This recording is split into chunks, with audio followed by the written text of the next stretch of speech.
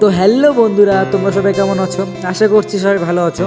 তো কালকে যেহেতু দোল উৎসব ছিল, তো আমরা বন্ধুরা প্ল্যান করেছিলাম আমরা যাব বিধাননগর।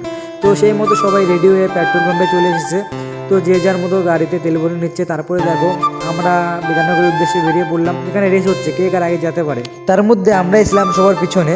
তো তারপরে দেখো বিধাননগর ঢোকার আগের থেকে রাস্তায় এতটা ভিড় ছিল। তো আমরা এখানে ডিসাইড করলাম এর মধ্যে বাইক নিয়ে ঢোকা যাবে না। তো সবাই বাইকটা সাইড করে রেখে আমরা হেঁটে হেঁটে যাচ্ছিলাম ওদের সঙ্গে, হালকা নিচেও নিচ্ছিলাম।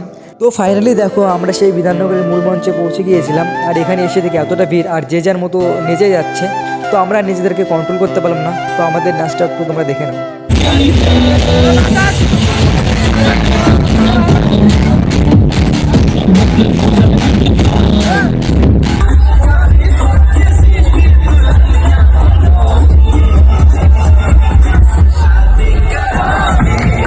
যেহেতু আমাদের বাড়ি বিধাননগর থেকে অনেকটা দূরে, তাই আমরা একটু তাড়াতাড়ি বেরিয়ে পড়েছিলাম বাড়ি যাওয়ার উদ্দেশ্যে। আর যেতে যেতে দেখো ভোলেনাথ বাবার সঙ্গে দেখা হয়ে গিয়েছিল।